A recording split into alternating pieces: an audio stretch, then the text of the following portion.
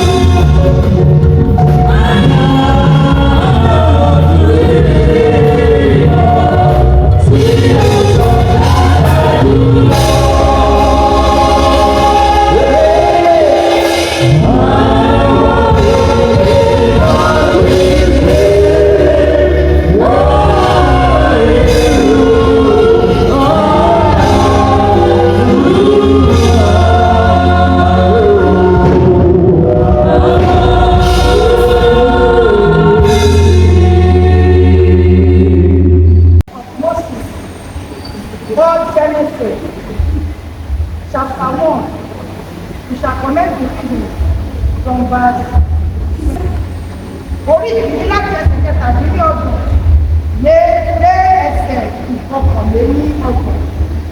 Where are feeling created there? Verse 29.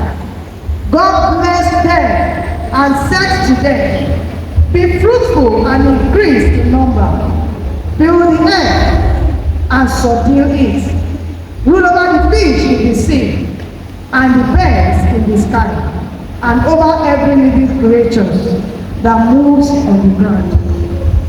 Verse 29. Then God said, I give you every seed-bearing plant on the face of the whole earth, and every tree that has fruit with seed in it. They will be yours for food, and to all the beasts of the earth, and all the birds in the sky, and all the creatures that move along the ground. Everything that has the breath of life in it, I give every green plant for food, and it was so. Verse 31, which is the last verse. God saw all that he had made, and it was very good. And there was evening, and there was morning, the sixth day. This is the word of God. May God bless the reading and the hearing for the salvation of our soul. Amen.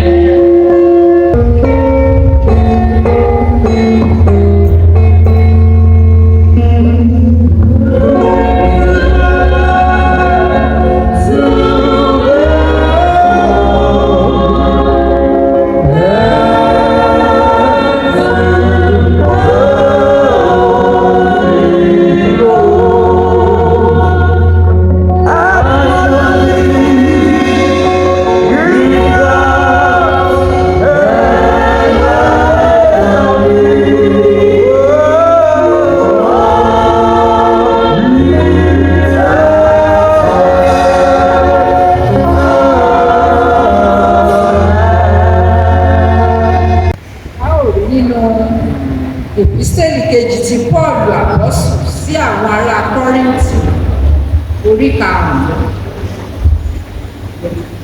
ẹsẹ̀ 17 dé ẹsẹ̀ 21. Our second lesson for this morning is taken from the second epistle of Paul the Apostle to the Corinthians, chapter 5.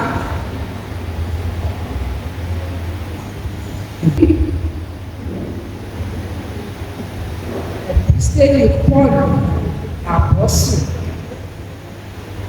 ìkejì sí àwọn ará Kọ́ríńtì orí 5 ẹsẹ̀ 17 ẹsẹ̀ 17 dé ẹsẹ̀ 21 tí ó kà báyìí pé nítorí náà bí ẹnikẹ́ni bá wà nínú Kristi ó di ẹ̀dá tuntun, ohun àtijọ́ ti kọjá lọ, kíyèsí wọ́n sì di tuntun. Ohun gbogbo sì ti ọ̀dọ̀ Ọlọ́run wá, ẹni tó ti ipasẹ̀ Jésù Kristi bá wa làjà sọ́dọ̀ ara rẹ̀, tí ó sì ti fi iṣẹ́ ìránṣẹ́ ìlàjà fún wa. Èyí ni pé Ọlọ́run wà nínú Kristi, ó bá aráyé làjà sọ́dọ̀ ara rẹ̀, kò sì ka ìrékọjá wọn sí wọn lọ́rùn.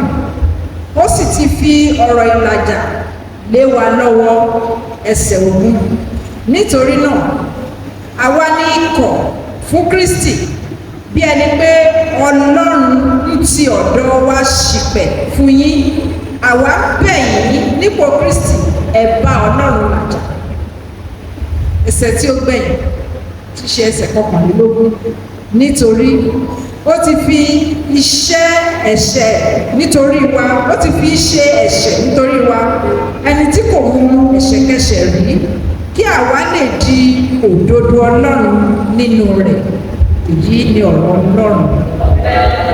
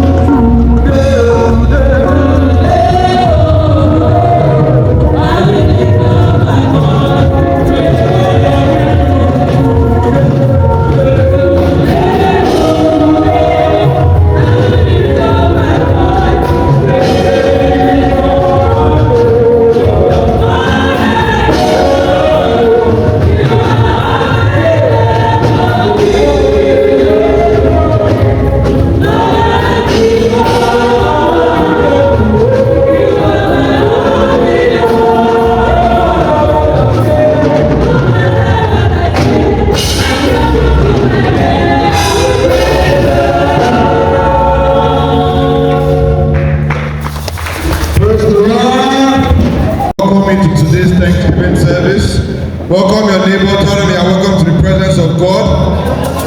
I can see the glory of God all over you, and you are looking expensive. Thank you very much. You see that we are moving very fast today, just like our general overseer had mentioned last week. We will be going to some churches today, and so we have to move very quickly. Our weekly activities remain the same. On Tuesday, we have the Bible study classes.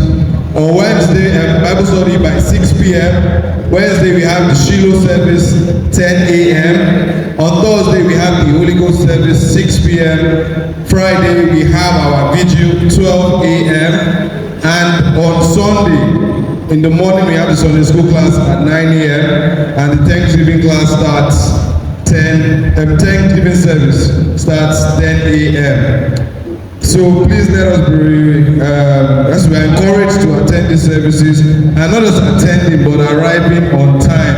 How many of us are excited for the holidays and the Christmas season? Let's make a joyful noise unto the Lord.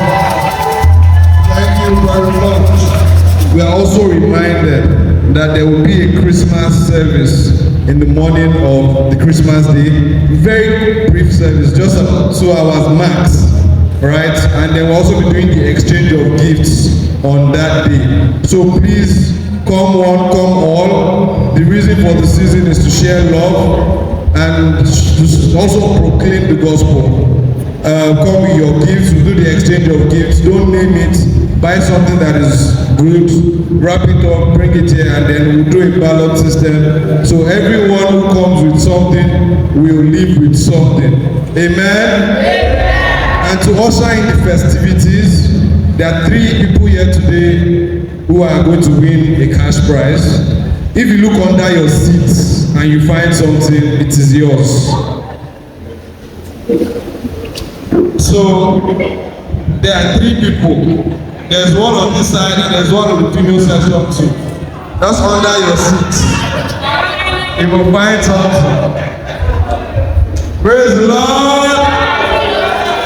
Praise the Lord. I will be able to tell you more. Praise the Lord. Hallelujah. It is Mama that is the winner.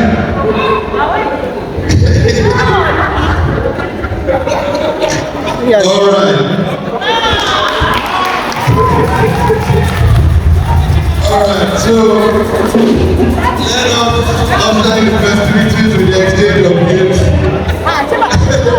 So please, we're encouraged to share love this season. In any way that you can make your brother and your sister smile. Let it be so. A round of applause for Jesus Christ. I want to His prophetess Elizabeth, the Gbadamosi family, and then we have Oluwa Tofarati and Aladura Aderoke Adento.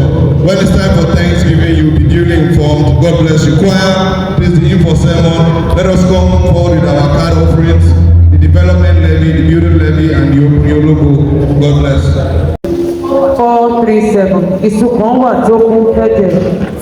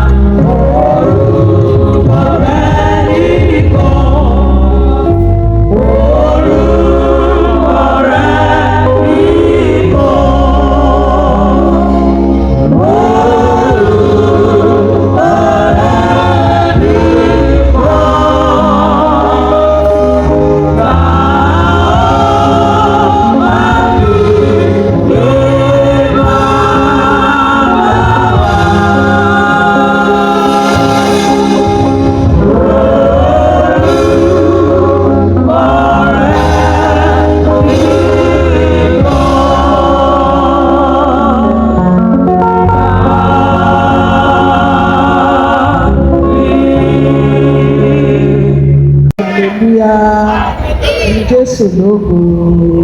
Ẹ jẹ́ ká jókòó. Let us have our seat. A ní gbara wa lásìkò. Time. Mo dúpẹ́ lọ́wọ́ Ọlọ́run fún oore ọ̀fẹ́ àti àǹfààní tí mo ní lówùúrọ̀ yìí. Give thanks to God for the grace given to me this morning. Láti bá àwa ọmọ Ọlọ́run àti ènìyàn Ọlọ́run sọ̀rọ̀. To speak with the children of God. Ọ̀rọ̀ méjì náà tí a ó sọ. Two ways that we Ó are sọ èso rere nínú ayé wa lórúkọ Jésù. Amen. Ohun tí a ó fi bá ara wa sọ̀rọ̀ ní The òwúrọ̀ topic yìí. for today. We are the product of miracle. We are the product. Àwa ní èso Ọlọ́run. of God. Ìyanu Ọlọ́run. We are the product of miracle. Àwa ní èso ìyanu Ọlọ́run. Tí a bá wò ó nítorí If we pé look at it, tí a bá wo lẹ́sìn tí a kà, ó ní Ọlọ́run dá wa ní àwòrán ara rẹ̀. Àwòrán Ọlọ́run ni a dá wa. Tí a bá lọ sí factory, ibi tí wọ́n ti máa ń ṣe, wọ́n máa ń produce a lot of things tá a máa ń lò. Àwọn kan wà tó máa jẹ́ waste tí wọ́n máa dànù.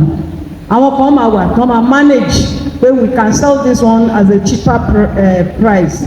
Àwọn kan dẹ̀ wà tó yẹ pé a máa tà ní high price. Àwa jẹ́ iṣẹ́ ìyanu Ọlọ́run tó wò wá ṣùṣù tó dá wa ní àwòrán ara ẹ̀. read to us today, we will see that God created us in His own likeness. He created us in a supernatural way. Bẹ́ẹ̀ni, tí a bá wò dáadáa nínú ìwé tí a kà first lesson wa, Genesis chapter 1.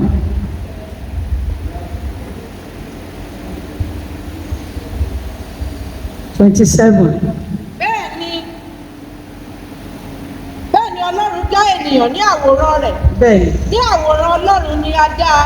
bẹ́ẹ̀ni, Àti akọ àti abo ni ó dá wọn. ẹ ṣé mà. Tí a bá wò ó ní ó dá wa ní àwòrán rẹ̀, kò dá wa ní ẹja, kò dá wa ní ẹran, kò dá wa ní tọ́kì, kò dá wa ní èèrà alẹ̀, bẹ́ẹ̀ ni kò dá wa ní ẹyẹ tó ń fò lójú ọ̀run. Ó dá wa ní àwòrán ara rẹ̀. Láti ìjọ tó bá rí ọmọ mi, wọ́n á ló jọ màmá ẹ̀, wọ́n á ló jọ bàbá ẹ̀. Àwa náà á jọ Ọlọ́run, ṣùgbọ́n ká wá wò ó ṣé ìwà ẹ̀bi àti ẹ̀yìn ṣojọ ti Ọlọ́run. A láti jẹ́ kí ìwà wa kó jọ ti Ọlọ́run nítorí pé ó dá wa ní àwòrán ara rẹ̀. Ó dá wa pẹ̀lú ìyanu tìyanu. Tí a bá lọ wo Psalm 39, Psalm 139, tí a bá wò láti ẹsẹ̀ kẹtàlá, Psalm 39, 139, Psalm 139.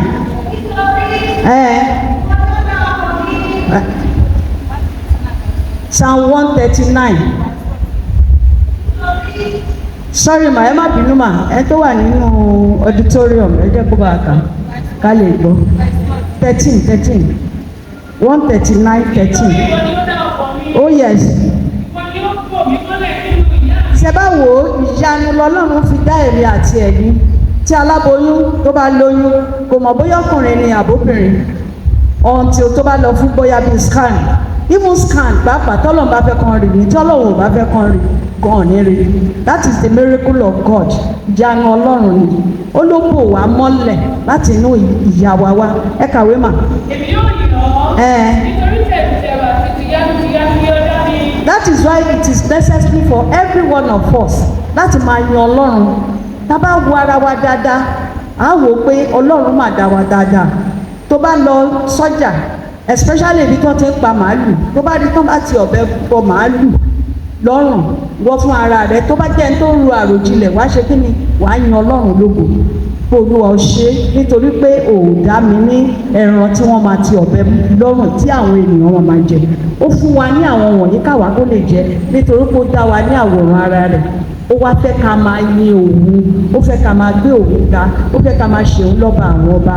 Kémi àti ẹ̀yin wá wò ó, mélòó la yin ẹni tó dá wa ti ìyanu. Okay, ma.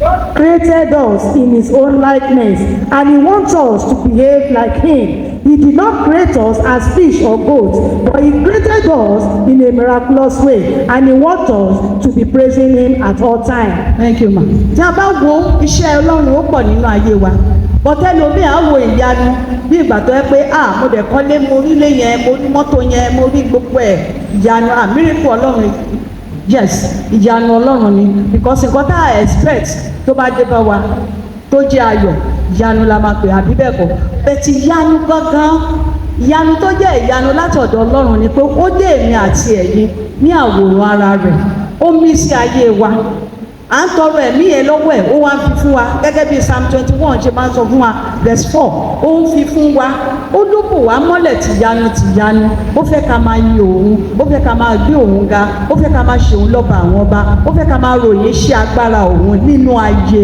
wa bí a tilẹ̀ ń sùn à ń jí ìyanu ọlọ́run ni. Yes, ma.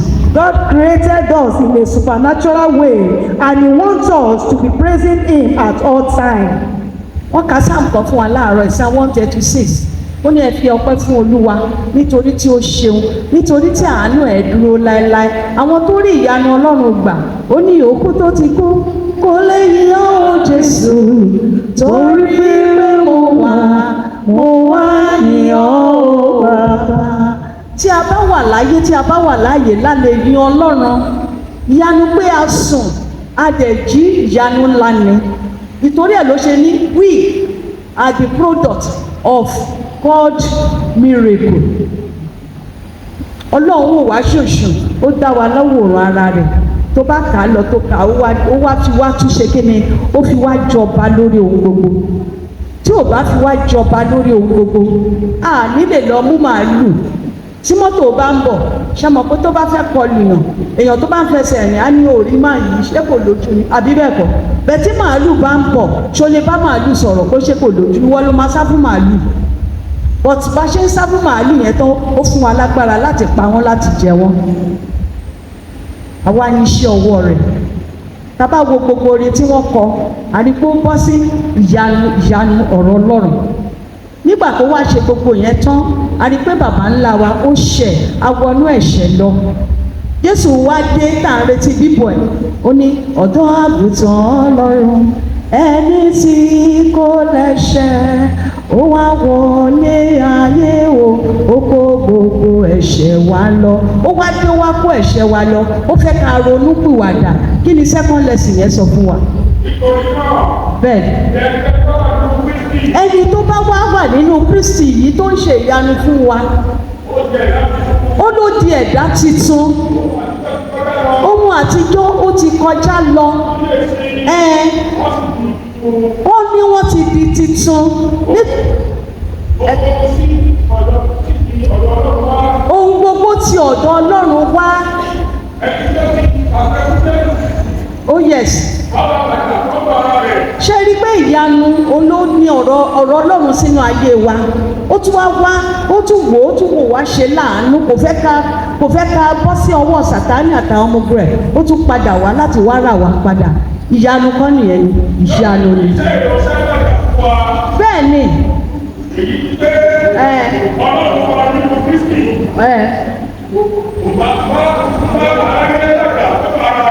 ó wá bá wa làjà sódò ara rẹ̀ ká lè padà sẹ́ni tó fi ìyanu tó dá wa láwòrán ẹ̀ tó wò wá ṣoṣo tó dá wa láwòrán ẹ̀ tó ní ìgbà yẹn Ọlọ́run á sọ̀kalẹ̀ á lọ bá Ádámù á lọ bá sọ̀rọ̀ bí ọ̀rẹ́ ó dàbí ọmọ sí ìyá ni ọmọ tí bàbá bá fẹ́ràn àbí tí màmá bá fẹ́ràn ṣe mọ̀ kó máa close gan bẹ̀tíjọ́ tí ọmọ yẹn bá ti lọ misbehave tó ti lọ fún màmá ẹ̀ níbi tí ò dáa ẹni pé kò ní lè close mọ́ màmá yẹn mọ́ bẹ́ẹ̀ ni Ádámù àti Éfà ṣe rí Ọlọ́run á sọ̀kalẹ̀ wọ́n á dìjọ gist wọ́n á sọ̀rọ̀ wọ́n á ṣe oríṣiríṣi tó bá tó àsìkò tí Ọlọ́run tó ti bá sọ̀rọ̀ tó á ṣe kí ni á padà sórí ìtẹ́ inú Ádámù dùn ṣùgbọ́n nígbà tí èṣù wọlé àrígbó yá ó fún ní gap láàrin òun àti Ọlọ́run bẹ́ẹ̀ la ṣe rí ṣùgbọ́n Jésù wá wá sáyé ó wá bá wa làjà pẹ̀lú Ọlọ́run yes ma.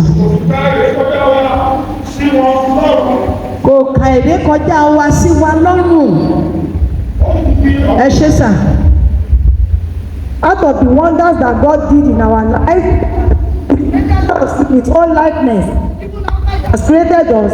The first creature sinned against God, and yet God made Jesus Christ His only begotten to be be an atonement and redeem us back to him. Those things are wonders he has done for us. Ẹ bá mi wòwe Matthew orí 12 ẹsẹ̀ 23. Matthew 12:33. Sọ igi di rere. Yes. Èso rẹ̀ á sì di rere.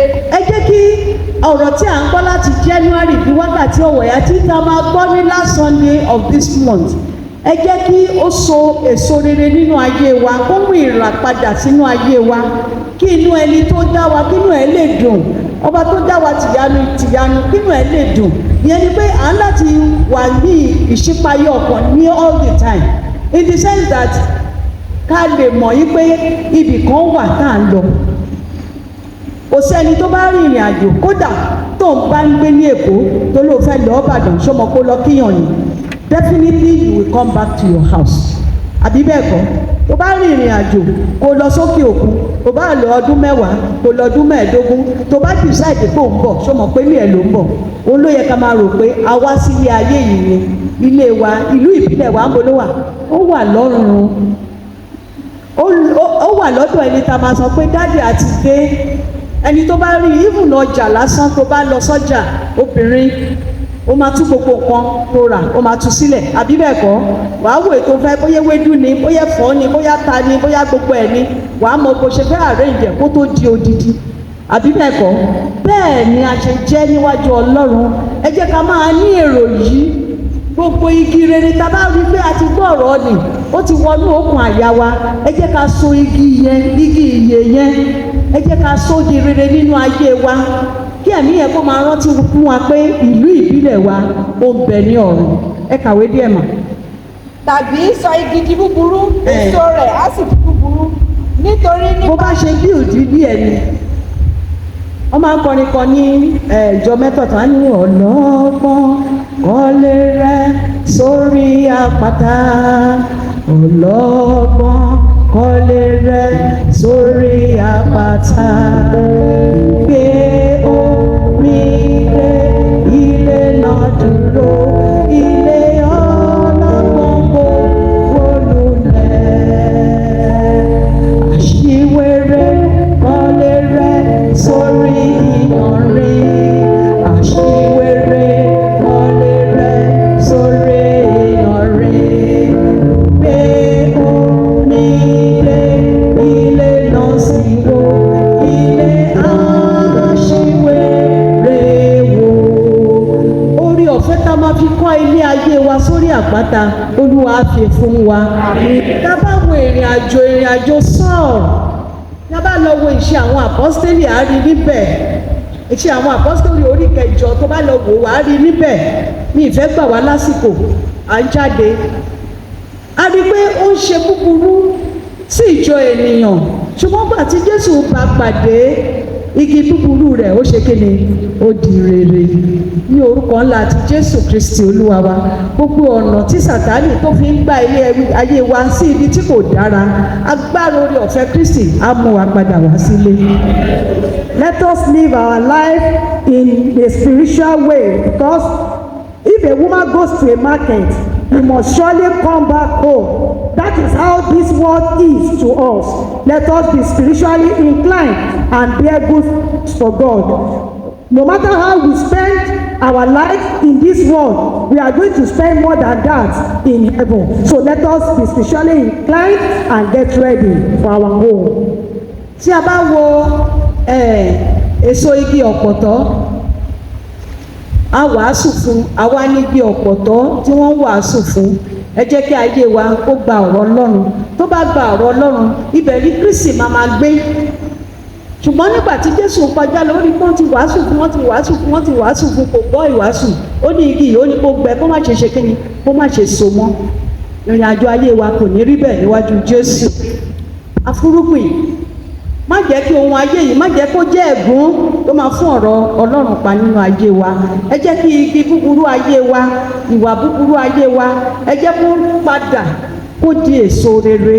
Ká wá dàbí múndíá 5 eléyìí tó ní ọgbọ́n, gẹ́gẹ́ bí ìwé Matthew 25 tá bá lọ kà á, a rí òwe tí Jésù pa ní gbogbo bẹ̀. ká jẹ́ múndíá márùn-ún tó ní ọgbọ́n tó ní òróró tí wọ́n bá fẹ́ rí ìrìn àjò lọ síbi tó jìnnà ó máa fill táǹkì ẹ̀ tó bá tún bọ̀ kí mọ́tò yẹn kó má bàa dákú lọ́nà á tún ṣe kí ni á tún refill ẹ̀.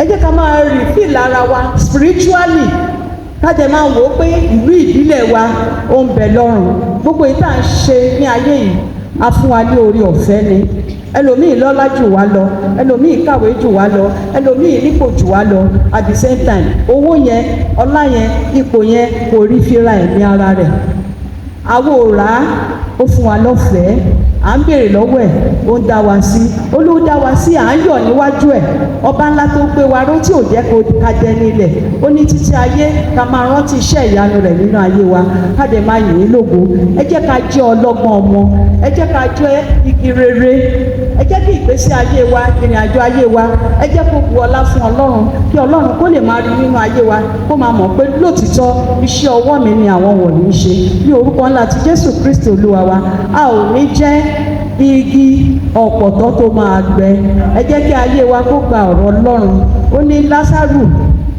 ọlọ́rọ̀ àti Lásárù ẹ rí ohun tó ṣẹlẹ̀ Lásárù kú ọlọ́rọ̀ sì kú àti ọwọ́ àwọn áńgẹ́lì agbégíní agbé Lásárù sókè ṣùgbọ́n ọlọ́rọ̀ ń jẹ oró àìgbọ́ràn oúnjẹ ó ní bàbá Abraham kó tẹ̀ sọ fún Lásárù kó tiẹ̀ mú omi kékeré kó fi tọ́ mi lẹ́nu wọ́n ní kò possible nítorí pé ọ̀gùn wà láàrin wa wọ́n ní tí ò bá tiẹ̀ síbẹ̀ pàápàá àwọn ò lè wá bá yín ẹ̀yin náà ò lè wá bá wa.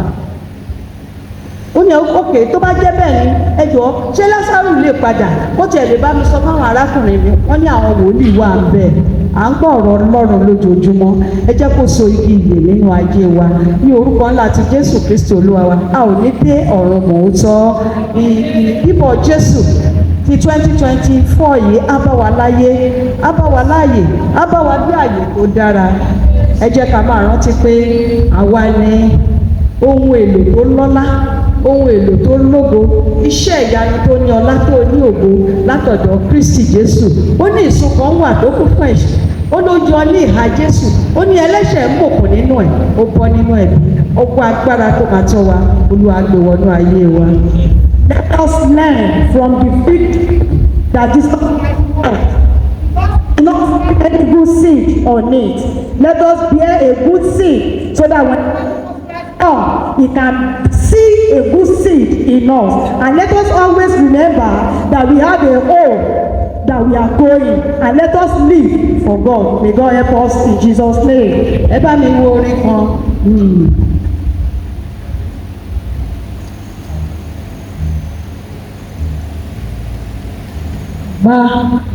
Láyé mi Olúwa, bóyá sẹ́mi pọ̀